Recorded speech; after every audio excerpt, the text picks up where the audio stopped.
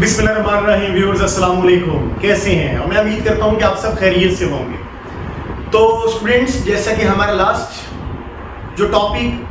Last lecture था वो था प्रेपोजिशन पर, और वो प्रेपोजिशन की डेफिनेशन पे था, और हमने उसमें प्रेपोजिशन की डेफिनेशन को पढ़ा भी और समझा भी, और प्रेपोजिशन की जो डेफिनेशन थी उसको हमने प्रूफ भी किया, हर डेफिनेशन को प्रूफ किया। जैसे मैंने डेफिनेशन बोली कि फर्स्ट ऑफ ऑल तो preposition is a empty word, कि ये एम्प्टी वर्ड्स होते हैं कि बिना सेंटेंस के ये सेंस नहीं देते क्योंकि ये मीनिंगलेस होते हैं। सेकेंडली मैंने कहा कि relate different words of noun group and verb group को हमने डिफाइन भी किया और प्रूफ भी किया। नंबर 3 मैंने बात की create different meanings and sense, कि ये डिफरेंट मीनिंग्स और सेंस देते हैं। ये तीनों डेफिनेशंस बुकिश डेफिनेशन थी जो रट्टे के लिहाज से तो बहुत बेहतरीन थी, लेकिन जब स्टूडेंट्स को कहा जाता है कि जनाब आपकी डेफिनेशन जो आपने बोली है कि ये क्रिएट करते हैं डिफरेंट मीनिंग्स एंड सेंस और रिलेट करते हैं different words of noun group and verb group, तो नाउन ग्रुप और वर्ब ग्रुप को आप रिलेट करके दिखाइए, तो स्टूडेंट्स उस वक्त बताने से कासिर रहता है क्योंकि वो रट्टा लगाकर जिस डेफिनेशन को डिफाइन कर देता है। हमने उसको साबित भी किया कि कैसे ये वर्ब और नाउन को आपस में रिलेट करता है। फिर हमने उसमें एक फंक्शनल डेफिनेशन को पढ़ा, सीखा भी, जिसमें हमने कहा कि प्रेपोजिशन एज एडवर्ब पार्टिकल कैसे काम करती, और उसका हमारा एक पॉइंट जो रह गया था वो है प्रेपोजिशन एज एडवर्ब। तो वादे के मुताबिक आज प्रेपोजिशन एज एडवर्ब को डिफाइन करेंगे हम। लेकिन शुरू करने से पहले मैं आपसे एक सवाल करता हूं। जैसा कि एक वर्ड है लुक, तो बताएं लुक का मीनिंग क्या है? तो मोस्ट ऑफ द स्टूडेंट्स यही कहेंगे ना कि लुक का मतलब है देखना। हरगिज नहीं, लुक का मतलब देखना हरगिज नहीं। लुक का मतलब होता है जनाब दिखाई देना।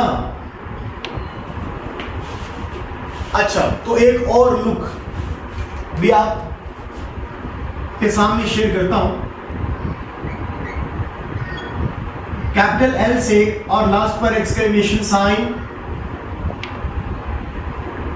अच्छा, इस लुक का मतलब क्या है? इस लुक का मतलब है भाई देखो,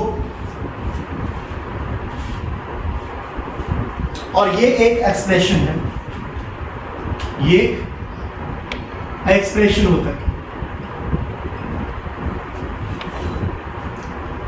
लुक का अकेला मीन जो है वो है दिखाई देना।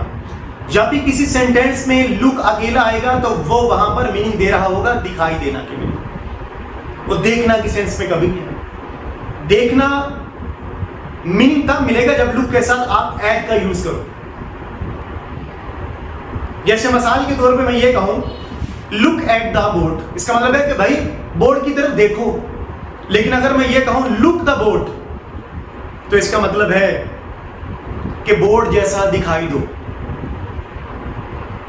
फॉर एग्जाम्पल, जैसे मैं ये कहूं कि भाई she is looking very beautiful, वो बहुत खूबसूरत दिखाई दे रही है। या मैं ये कहूं शी इज लुकिंग हैंडसम, वो हैंडसम दिखाई दे रहा है। ये तो नहीं बन रहा इसका कि वो हैंडसम दिखाई दे रहा की जगह कहूं कि वो हैंडसम दिखाई देता है, नहीं दे रहा है। द स्काई लुक्स ब्लू, क्या आसमान नीला दिखता है? क्या आसमान नीला दिखता नहीं भाई, दिखता है। या मैं ये कहूं इट लुक्स डिफिकल्ट, अगर ये मुश्किल दिखे, इट लुक्स डिफिकल्ट, ये मुश्किल देखता है या दिखाई देता है। तो हरगिज़ याद रखें, लुक जब अकेला आएगा एज अ वर्ब तो उसका मतलब है दिखाई देना, ना कि उसका मतलब देखना। अच्छा, मिसाल के तौर पे मैं एक सेंटेंस लिखता हूं कि शी इज लुकिंग, और इसको मैं अधूरा छोड़ दूं और मैं आपसे कहूं कि इसमें इजाफा करूं, तो आप इसमें इजाफा कैसे करेंगे? आप ये she is looking very beautiful, she is looking handsome, she is looking ugly, she is looking very smart, she is looking whatever, कुछ भी आप कहेंगे ना भाई, बात सिंपल सी है। लेकिन अगर मैं यहां पर ये कह रहा हूं कि भाई she is looking the child, मैंने ये कहा कि she is looking the child, और मैं कहूं इसमें इजाफा करूं, अगर मैं यहां पर लिख देता she is looking like a child, तो आप करते she is looking like a child. लेकिन मैं बहुत चालाक हूं जनाब, मैंने इसको एक ही जगह दी कर दिया, ये मीनिंगलेस है जनाब, मीनिंगलेस है। अब जनाब she is looking the child, अब हम इसको फिल करेंगे ऐसे, शी इज लुकिंग, वो देख रही है, द चाइल्ड, तो बच्चा देख रही है, क्या मतलब? बच्चा देख रही है, कॉन्सेप्ट ही नहीं बन पा रहा भाई। हाँ, अगर मैं ये कहूं she is looking at the child, वो बच्चे की तरफ देख रही है, यानी लुक का मतलब दिखाई देना। लेकिन अगर मैं कहूं कि लुक एट, तो लुक एट का मतलब क्या है?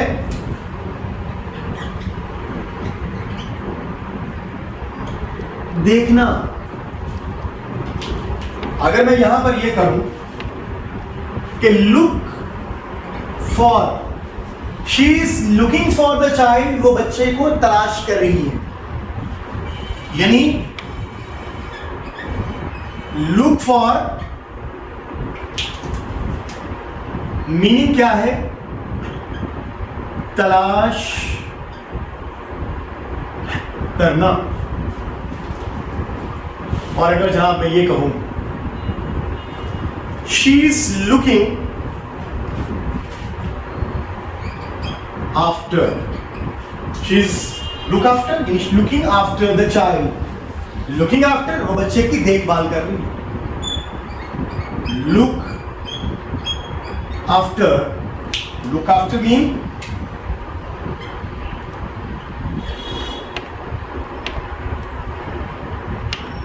देख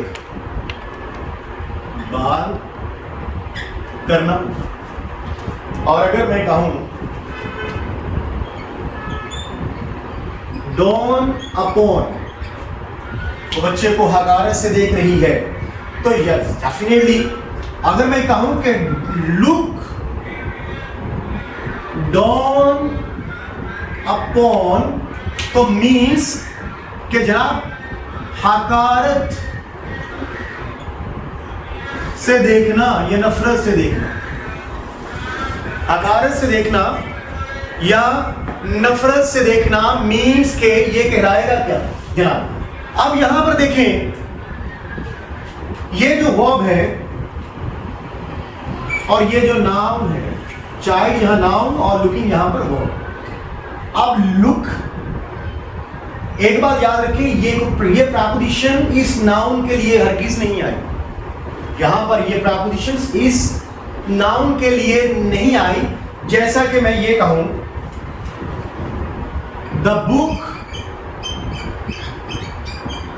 इज ऑन द टेबल। अब यहां गौर कीजिएगा कि ये ऑन इस नाउन के लिए आया, लेकिन ना कि इस बुक के लिए ऑन द टेबल। तो जनाब यहां पर ये at, for, after, down, upon, ये इस नाउन के लिए नहीं आया, बल्कि जनाब ये इस वर्ब को डिफाइन कर रहा है, इस वर्ब को मॉडिफाई कर रहा है। तो आपको पता है कि जनाब जब कोई एडवर्ब की डेफिनेशन अगर आपने पढ़ी हो तो उसमें कहा था कि मॉडिफाइज या क्वालिफाइज वर्ब, जो किसी वर्ब को मॉडिफाई करता है, किसी वर्ब को डिफाइन करता है, यानी किसी वर्ब की बात कर रहे हैं, नाउन की बात नहीं कर रहे। किसी वर्ब को डिफाइन करता है या किसी वर्ब को मॉडिफाई करता है, तो वर्ब को मॉडिफाई करने वाले वर्ड्स कहलाते हैं एडवर्ब। आप यहां पर देखें कि लुक तो लुक ही है, दिखाई देना, लेकिन जब लुक के साथ एड का इस्तेमाल किया तो वो बना देखना। जब लुक के साथ फॉर का इस्तेमाल किया तो मतलब तलाश करना। जब लुक के साथ आफ्टर लगा तो मतलब देखभाल करना। जब लुक के साथ डॉन अपॉन लगाया तो मतलब हकार से देखना। इसका मतलब कि ये जो प्रीपोजिशंस हैं ये इस वर्ब को डिफाइन कर रही हैं, तो वर्ब को डिफाइन करने वाले वर्ड्स कहलाते क्या हैं? एडवर्ब। यहां पर ये प्रीपोजिशंस इस वर्ब को डिफाइन कर रही है, इस वर्ब को मॉडिफाई कर रही है, तो डेफिनेटली जब इसको मॉडिफाई कर रही है तो इसका मीनिंग चेंज हो रहा है। अब यहां पर देखें, जब वर्ब प्लस प्रीपोजिशन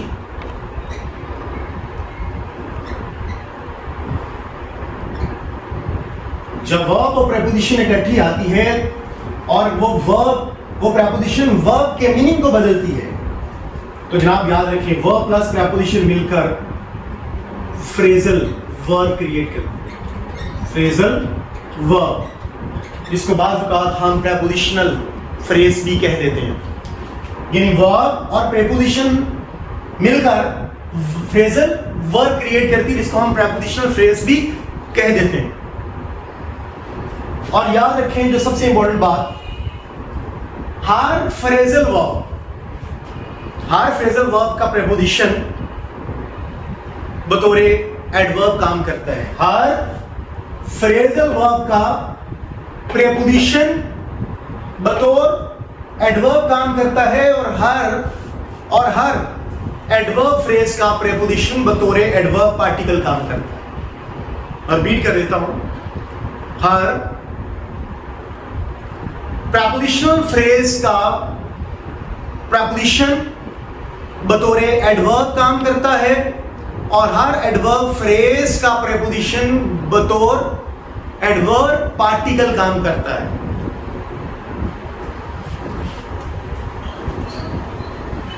कॉन्सेप्ट क्या है, जरा समझ लें कॉन्सेप्ट क्या है। तो कॉन्सेप्ट क्या है जनाब?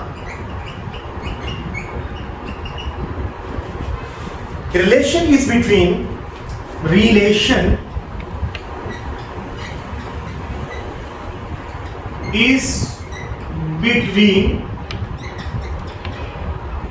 action